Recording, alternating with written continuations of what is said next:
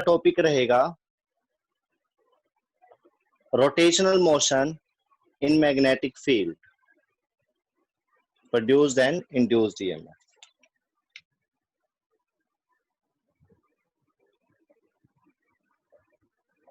Rotational motion, ठीक है, बस यही लिख लो।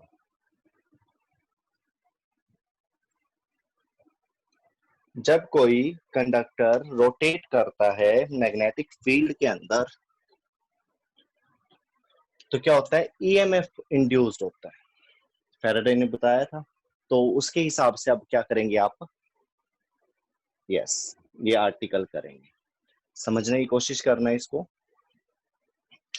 इसमें सबसे पहले आप क्या करें, कोई मैग्नेटिक फील्ड ले लीजिए, यूनिफॉर्म मैग्नेटिक फील्ड जैसे आप लेते ही हो,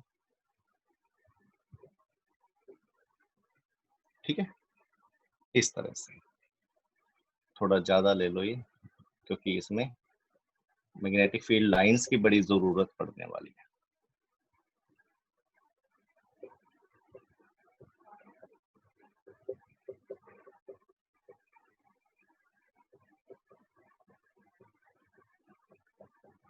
ये सब मैग्नेटिक फील्ड लाइंस है।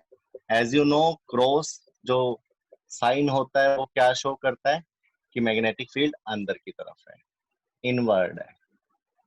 क्या है ये, इनवर्ड। अब बात क्या आ जाती है कि इसके अंदर आपने कोई भी कोयल रख दी, क्या रख दी, कोयल। वो कोयल कैसे रख सकते हो आप, इस तरह से भी रख सकते हो, ठीक है, इस तरह से भी रख सकते हो। तो मैं स्टार्टिंग ऐसे करना चाहता हूँ भाई, ऐसे रखेंगे, मतलब समझ में आ जाएगा कि हमने कोयल की पोजीशन ऐसे क्यों ली है।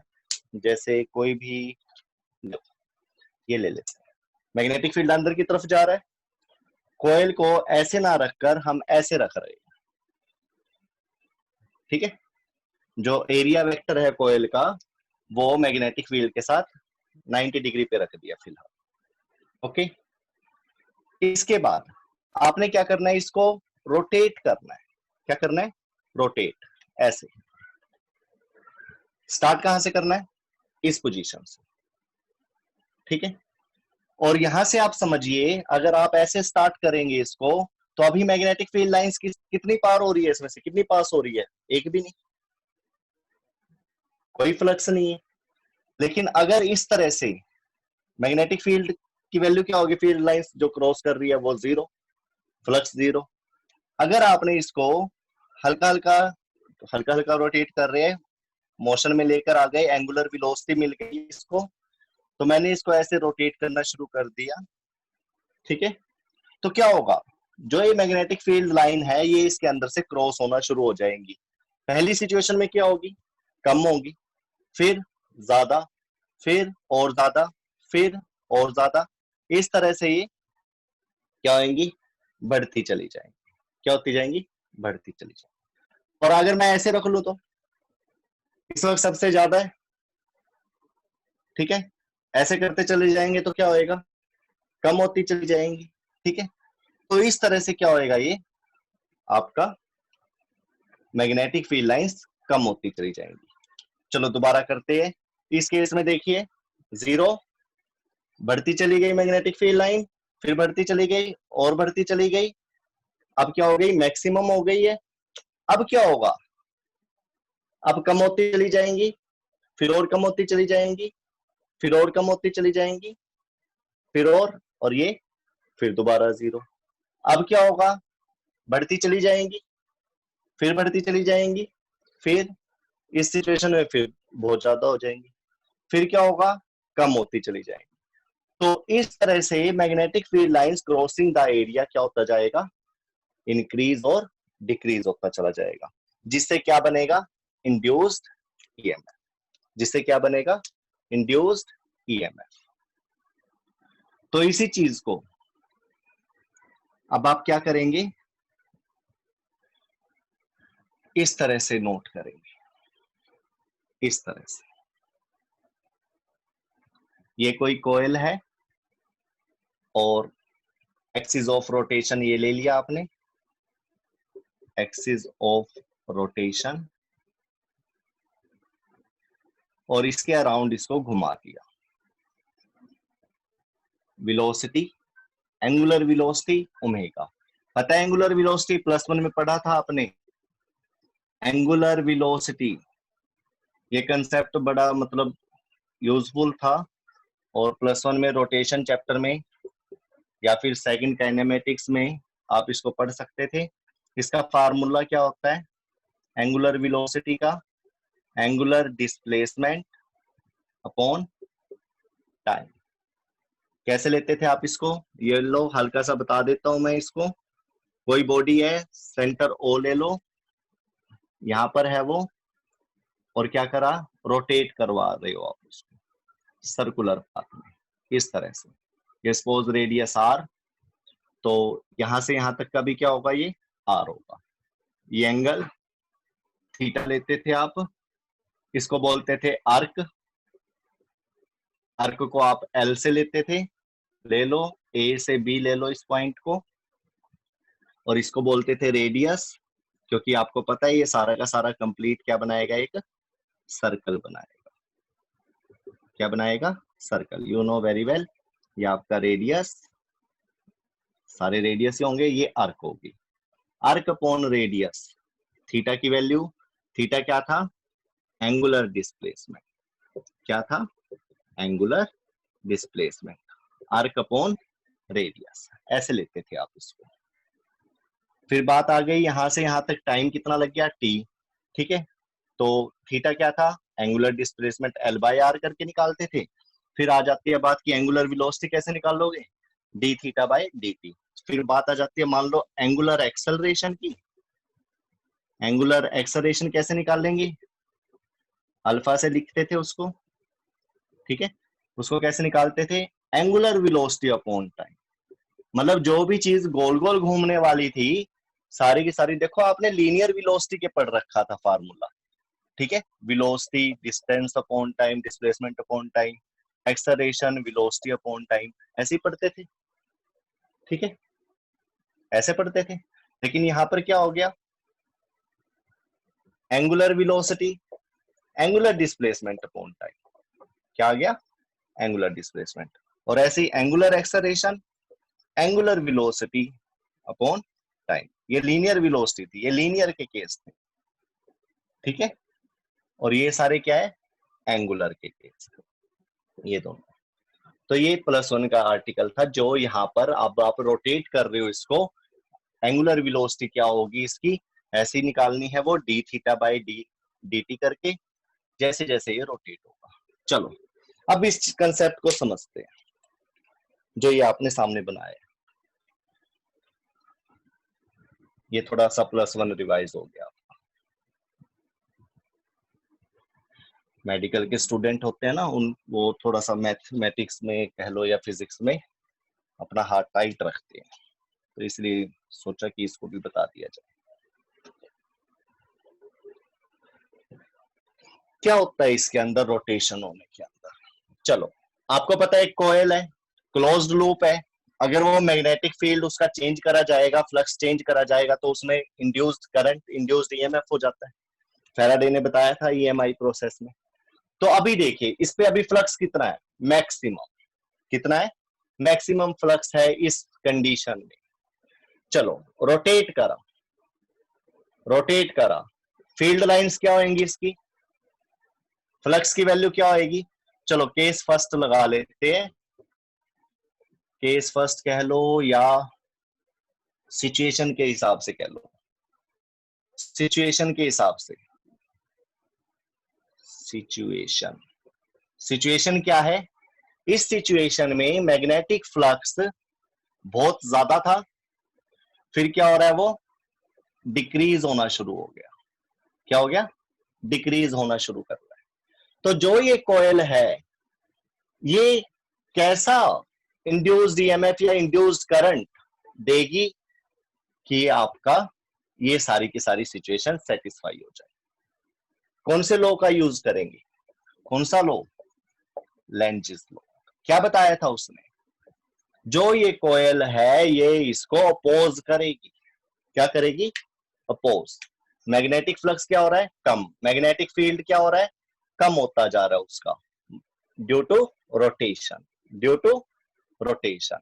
तो आपको क्या चाहिए, आपको चाहिए एक ऐसा करंट जो इस मैग्नेटिक फील्ड लाइंस को कम ना होने दे। मैं चाहता हूं कि मैग्नेटिक फील्ड मेरा बढ़े, फ्लक्स बढ़े, लेकिन इसके सिचुएशन के हिसाब से फ्लक्स मेरा क्या होता जा रहा है, कम होता जा रहा है। यहाँ पर आप सिचुएशन के हिसाब से यहाँ पे ऐसे बना लीजिए, flux goes on decreasing, magnetic field decreasing, अंदर की तरफ है, इनवर्ड मैग्नेटिक फील्ड है, तो ये कम होता जा रहा है।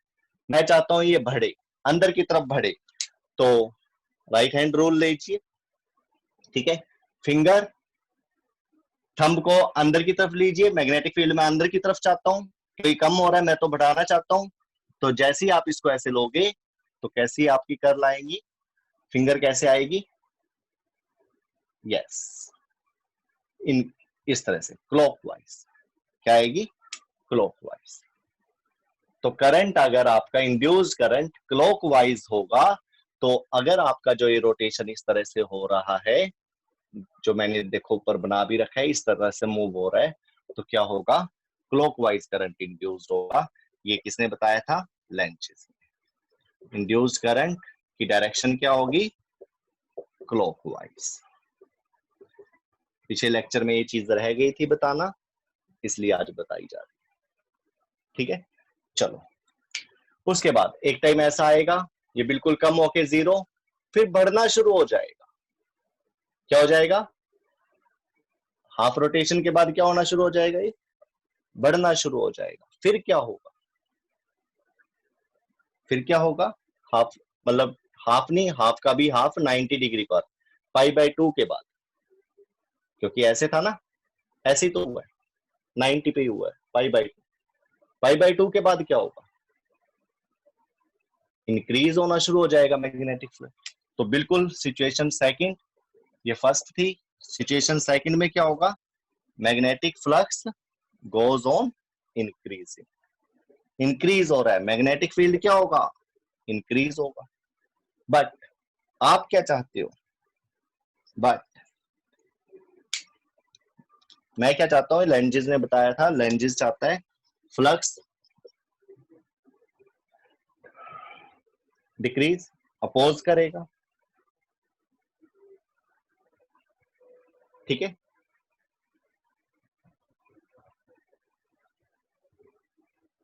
फ्लक्स क्या हो रहा है, इंक्रीज होता जा रहा है, मेरे को डिक्रीज करना है, मैग्नेटिक फील्ड क्या करूंगा, कम करने की कोशिश करूंगा ये लाइंस को।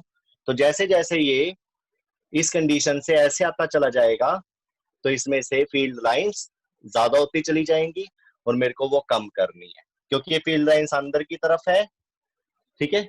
मेरे को क्या करनी पड़ेगी, कम करनी पड़ेगी। तो क्या करूं, कैसा करंट लेना पड़ेगा, जिसका मैग्नेटिक फील्ड इंक्रीज है ना, मैं इंक्रीज तो नहीं करना चाहता, क्या करना चाहता हूं, डिक्रीज। तो मेरे को फील्ड बाहर की तरफ लेना पड़ेगा। अब क्या होगा, करंट की direction after 90 degree, after 90 degree, after π/2 rotation और 90 डिग्री, क्या हो जाएगा, रिवर्स हो जाएगा। रिजल्ट क्या हो जाएगा, रिवर्स हो जाएगा, और जो ये डायरेक्शन है मैग्नेटिक फील्ड की, ये क्या हो जाएगी, क्लॉकवाइज। ओ सॉरी, करंट की क्या डायरेक्शन हो जाएगी, इंड्यूस करंट की, क्लॉकवाइज, ठीक है। आफ्टर हाफ, आफ्टर 90 डिग्री, सो बार बार हाफ निकल रहा है, देख सकते हो। ये देखिए मैग्नेटिक फील्ड मैंने बाहर की तरफ कर दिया, और मैं अपना रिजल्ट ले सकता हूं, क्योंकि लेंजिस ने कहा था अपोज वर्ड पर क्या करा था, सारा का सारा ये डायरेक्शन का खेल है। तो इस तरह से आप क्या कर सकते हो, मैग्नेटिक फील्ड को इंक्रीज और डिक्रीज कर सकते हो, ठीक है। चलो, अब थोड़ा सा सोचिए कि जो ये सर्कुलर कोयल आपने ली है, क्या ली है, सर्कुलर कोयल, इस तरह से ली थी, रोटेट करवाया इसको आपने, रोटेट करवाया, रोटेट करवा के आपने क्या करा, 0 से 90 डिग्री, यानी कि 0 to π/2 रोटेट करा तो आपने क्या देखा, इंड्यूस करंट कैसा है, एंटी क्लॉकवाइज। कैसा है, एंटी क्लॉकवाइज। 90 डिग्री टू 180 करेंगे तो क्या होगा, करंट क्लॉकवाइज होगा। ये दोनों चीजें देख ली आपने, दोनों चीजें देख लिया 180 तक। उसके बाद 180 के बाद क्या होगा, ये देखिए ऐसे था, मैग्नेटिक फील्ड लाइंस कम होती चली गई, एंटी क्लॉकवाइज आया, फिर बढ़ती चली गई मैग्नेटिक फील्ड लाइंस, क्लॉकवाइज आ गया। अब क्या होगा, फिर कम होती चली जाएंगी, फिर कैसा आएगा, 180 टू 270 तक क्या होगा, फिर दोबारा से करंट एंटी क्लॉकवाइज, और 270 डिग्री से 360 डिग्री तक करंट फिर दोबारा से क्या हो जाएगा, क्लॉकवाइज। ठीक है, लेकिन एक चीज का ध्यान रखना, जो ये करंट की वैल्यू है ये आपकी हर एक केस में इक्वल रहेगी। Current same, induced current same at all angles. बताया था ना ये आपको, ये रोटेशन के ऊपर डिपेंड करता है, मैग्नेटिक फील्ड लाइंस के ऊपर डिपेंड नहीं करता कि कितनी क्रॉस कर रही है और कितनी नहीं। ये वेलोसिटी, एंगुलर वेलोसिटी, यानी कि कितनी तेजी से वो मूव कर रहा है, रोटेट कर रहा है, उसके ऊपर डिपेंड करता है। तो ये चारों केसेस आपके सामने है, करंट की वैल्यू सेम रहेगी, चाहे वो 0 डिग्री हो, चाहे वो 1 डिग्री हो, चाहे वो 2 डिग्री हो, चाहे 90 डिग्री हो। ये नहीं कह सकते आप 60 डिग्री पे करंट की वैल्यू कम होगी और 90 पे ज्यादा होगी, नो। ठीक है, बस आपको इतना पता होना चाहिए कि 0 से 90 तक करंट एंटी क्लॉकवाइज डायरेक्शन में, फिर 90 टू 180 क्लॉकवाइज डायरेक्शन में मूव करेगा, लेकिन वैल्यू हर एक केस में क्या रहेगी, मैक्सिमम। हर एक केस में क्या रहेगी, मैक्सिमम करंट रहेगा। क्या रहेगा, मैक्सिमम करंट। इस चीज को ध्यान। तो इसका ग्राफ अगर आपको बनाना पड़ जाए तो कैसे बनाओगे, अकॉर्डिंग टू टाइम ले लिया आपने, 0 से 90 डिग्री, डिग्री टाइम को ही में वो करता है, रोटेशन और टाइम दोनों दिखा देता है ये। तो इसका अगर आपको ग्राफ बनाना पड़ जाए तो कैसा बनाओ,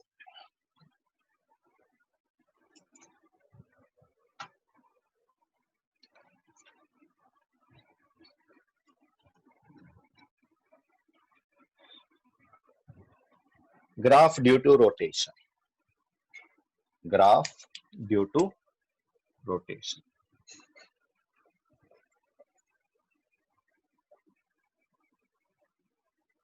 किस किस के बीच में, इंड्यूस्ड करंट और करंट एंड टाइम के बीच। करंट कौन सा, लिख लो, इंड्यूस्ड करंट, इंड्यूस्ड करंट, ये इंड्यूस करंट आ रही। चलो ग्राफ बनाते हैं। इधर आपने टाइम ले लिया, टाइम इंडिपेंडेंट क्वांटिटी होता है, टाइम में तो बढ़ना ही बढ़ना है, करंट ही है, कौन सा, इंड्यूस करंट। चलो यहां से ले लो टाइम 0, π/2, पाई, 3π/2, 2π, सो ऑन, ऐसे चलता रहेगा। 90 डिग्री, 180, 270, 360, यही मतलब है ना इसका, टाइम के हिसाब से। वैसे लेना चाहो तो टाइम को 2π के लिए कैपिटल किया, इसके लिए क्या आएगा, और ये है तो ये होगा t/2, ये क्या होगा t/4, ये क्या होगा 3t/, एक मिनट, t/4, 3t/4, ये मतलब होगा टाइम के अकॉर्डिंग। ठीक है, रोटेशन की बात आ रही थी, 0 से 90 डिग्री, 0 से पाई क्या होगा, करंट की वैल्यू एंटी क्लॉकवाइज, ठीक है, करंट की वैल्यू क्या होगी, एंटी क्लॉकवाइज, इस तरह से घूमेगा। चलो एंटी क्लॉकवाइज के लिए मैं अभी क्या कर रहा हूं, ऊपर इस तरह से ड्रॉ कर रहा हूं, 0 से π/2, ये रहा π/2, करंट की वैल्यू मैक्सिमम, मैक्सिमम ही रहेगी, ये बना दिया ग्राफ ए बी, ठीक है। उसके बाद क्या होगा, 90 से 180 क्लॉकवाइज, डायरेक्शन बदल गई, जीरो तो नहीं हुआ, वैल्यू तो सेम ही है करंट की।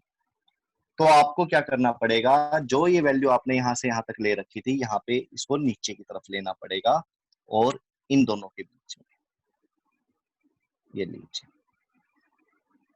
बन गई बात। π/2 पे उसने अपनी डायरेक्शन को रिवर्स कर दिया।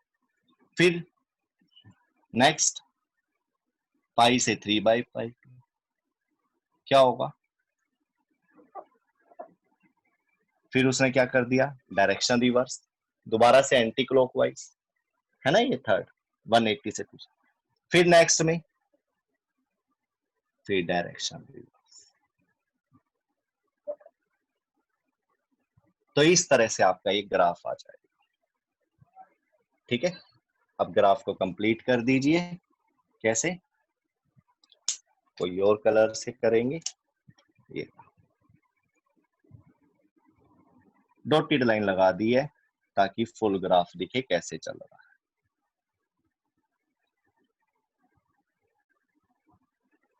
बन गया, इस तरह से चलता रहेगा ग्राफ। मैक्सिमम वैल्यू, ये ग्रीन कलर आप देख सकते हो, ए से बी, ठीक है, फिर क्या हो जाएगा सी टू डी, फिर क्या हो जाएगा ई टू एफ, फिर क्या हो जाएगा एफ के बाद जी H. In this way the value of induced current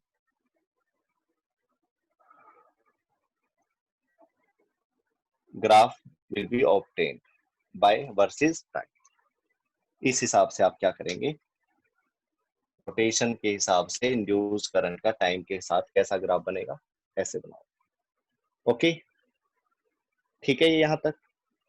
चलो इसके बाद रोटेशन करने से इसमें करंट इंड्यूस्ड कितना होगा, छोटे छोटे डेरिवेशन है ये। इंड्यूस्ड करंट निकालिए, इंड्यूस्ड करंट की वैल्यू कैसे निकालोगे, डायरेक्शन तो आपने निकाल ली, ग्राफ भी आपने बना लिया, इंड्यूस्ड आई के लिए डेरिवेशन, डेरिवेशन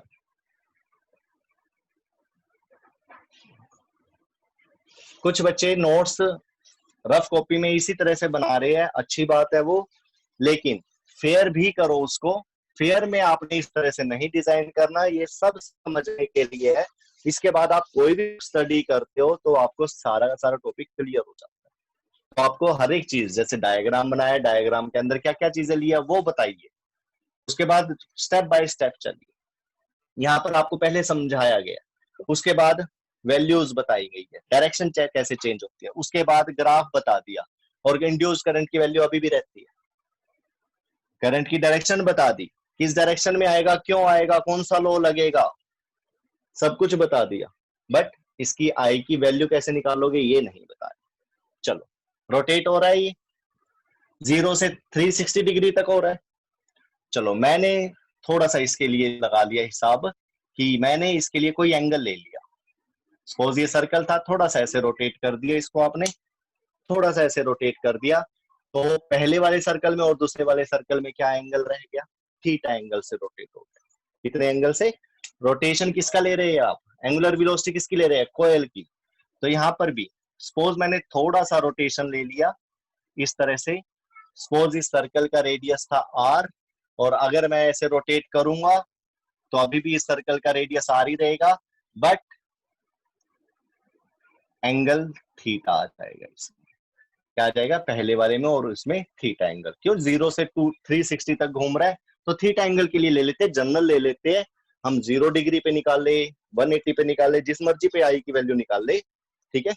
तो थीटा इसको हमने एज्यूम कर लिया, यू नो वेरी वेल, इसको क्या बोलते हैं? आर्क बोलते हैं। एल से लेंगे आप इसको, arc. This one is radius, ये क्या होगा? रेडियस होगा। इस तरह से चल रहा है। कोई डाउट, कोई प्रॉब्लम यहां तक? Okay, no problem. इसके बाद ये रफ कर दूं मैं इधर से, ग्राफ तो हो चुका है।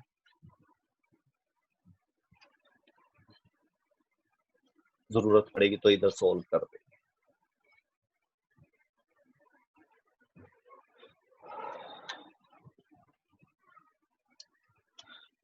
फ्लक्स क्या होता है?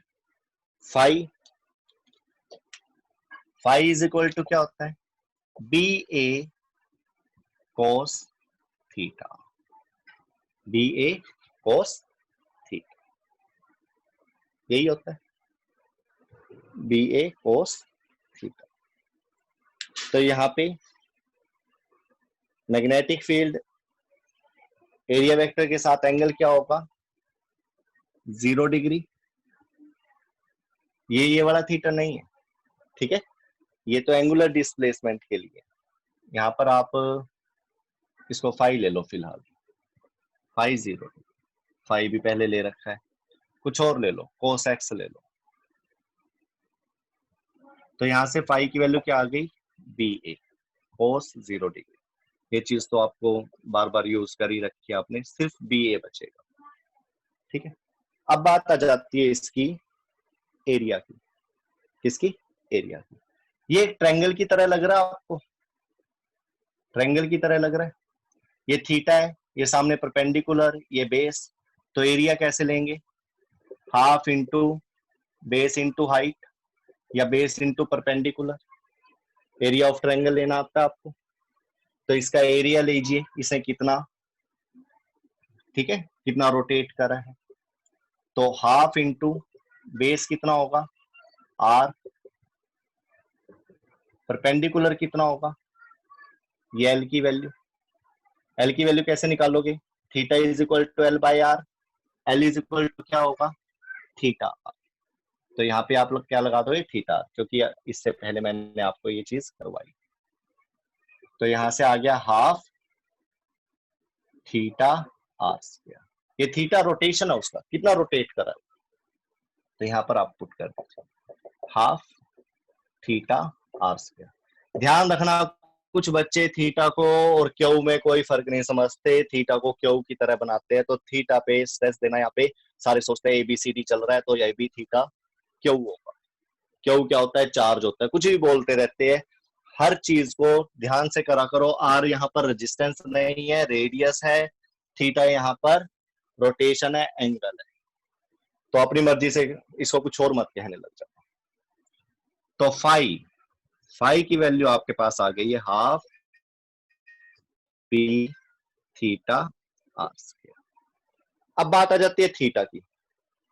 अभी फार्मूले लिखे थे वो रफ कर दिए, चलो। अब बात आ जाती है थीटा की। थीटा क्या होता है? Angular velocity, angular displacement upon time. Angular acceleration क्या होता है? Angular velocity upon time. लिखे थे तीनों फार्मूले। तो यहां पर आप क्या करेंगे? थीटा की जगह पर क्या लगा देंगे? Omega T. क्या पुट कर देंगे? Omega T, B omega T R. तो ये आ गई फाई की वैल्यू। करना है क्या आपने? इंड्यूस्ड करंट निकालना है। क्या निकालना है? Induce current. इंड्यूस करंट भी क्यों? क्योंकि क्लोज लूप है, करंट निकाल सकते हो, अदरवाइज ईएमएफ तक निकालना पड़ता है आपको। लूप होगा तो करंट फ्लो करेगा और करंट की वैल्यू मिलेगी। अगर ओपन होता तो ये क्लोज ना होता, तो करंट नहीं, सिर्फ ईएमएफ निकालते आप दो एंड्स पर। चलो, फाई को ईएमएफ बनाने के लिए, फ्लक्स को ईएमएफ बनाने के लिए, वोल्टेज बनाने के लिए क्या करते हो? Faraday second law.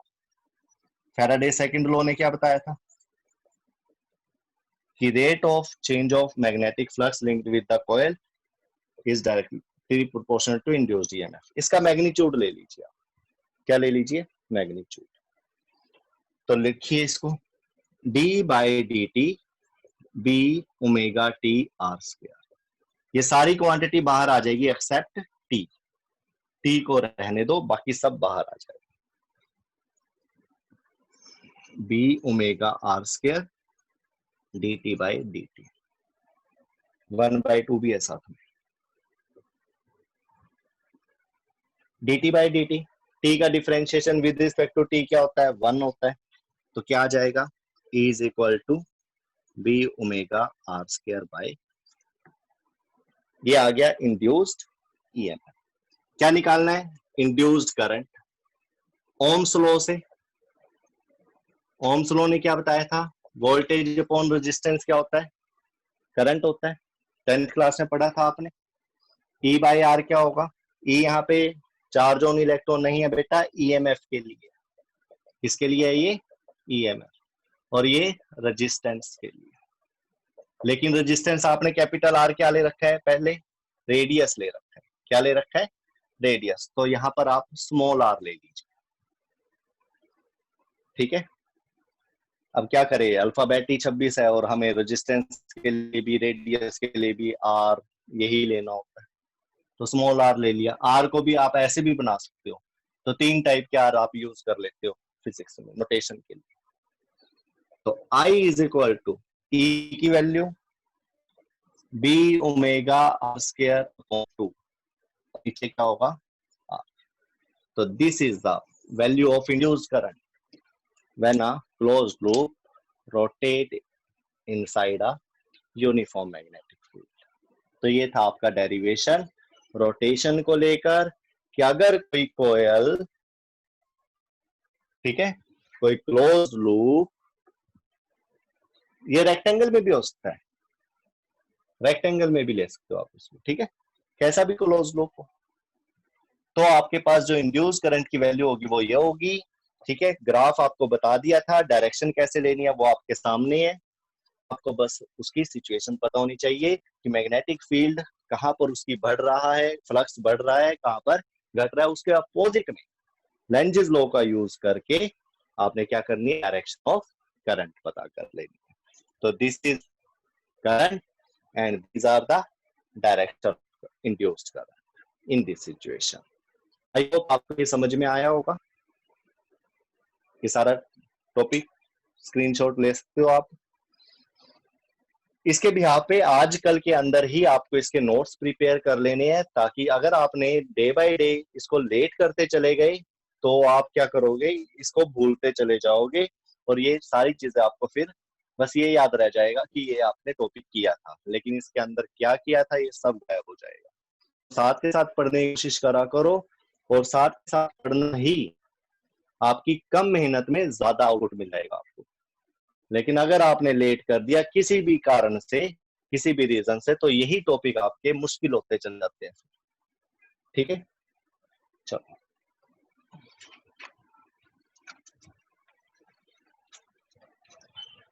अब नेक्स्ट पढ़ेंगे हम मोशनल ईएमएफ। क्या पढ़ेंगे? Motional EMF.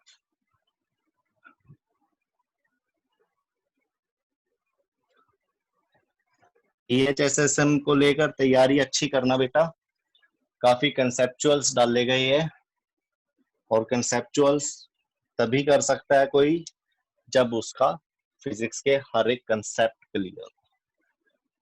न्यूमेरिकल फिर भी सॉल्व हो जाते हैं, थोड़े बहुत मार्क्स मिल जाते हैं, कंसेप्चुअल में तो कोई मार्क्स नहीं मिलता, सीधा 0 मिलता है।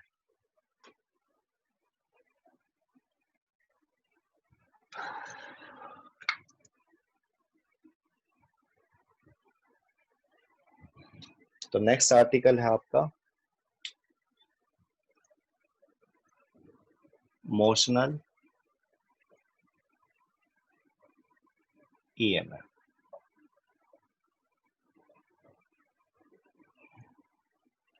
मोशनल ईएमएफ क्या है? इसके अंदर अगर कोई कंडक्टर किसी मैग्नेटिक फील्ड में मूव करवाया जाए, क्या करवाया जाए?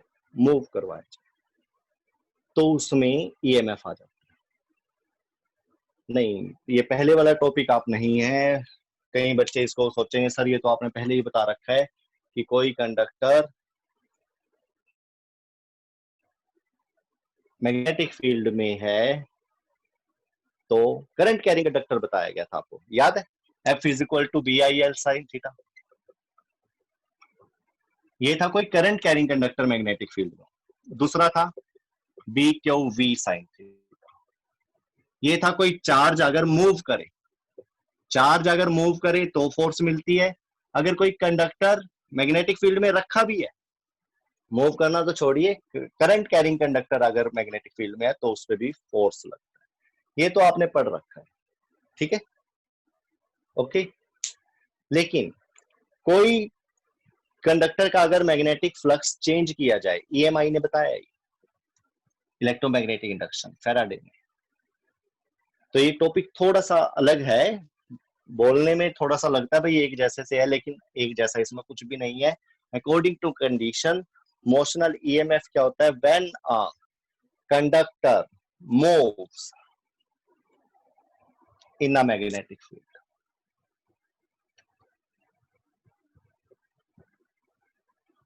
मैग्नेटिक फील्ड बना लीजिए सभी। ये कोई मैग्नेटिक फील्ड ले लिया आपने, you know very well magnetic field की डायरेक्शन क्या है इस वक्त? इनवर्ड। टेस्ला में होता है ये, गॉस में भी हो सकता है, 10⁻⁻⁴ लेकर। गॉस, टेस्ला, ये सब मैग्नेटिक फील्ड के यूनिट है, ठीक है। और साथ में मीटर स्क्वायर लग जाए तो फ्लक्स के बन जाएंगे। इसके पता है ना, मैग्नेटिक फील्ड के यूनिट टेस्ला या गॉस में भी ले सकते हो, 10⁻⁻⁴ गॉस। और फ्लक्स के लेने हो तो फार्मूला बी होता है, कोस थीटा, उसके तो कोई यूनिट नहीं होते है ना, कोस थीटा के। बी के टेस्ला, एरिया के मीटर स्क्वायर। ये गॉस के साथ भी लग सकता है, मर्जी आपकी है, यहां से कुछ भी कर सकते हो। थोड़ा सा बस वैसे ही बता दिया था, मैग्नेटिक फील्ड के यूनिट नहीं है ना इस साल आपके लिए। तो मोशनल ईएमएफ में कोई कंडक्टर रखिए आप, क्या रखिए? कंडक्टर। ये लो, ये कंडक्टर रखिए। लेंथ कितनी है इसकी? Suppose L. मूव करवा दो इसको, चला दीजिए आप इसको अंदर। सपोज मैंने इसको चला दिया v वेलोसिटी से। क्या कर दिया? v वेलोसिटी से। अब देखिए आप, कंडक्टर ए बी कंडक्टर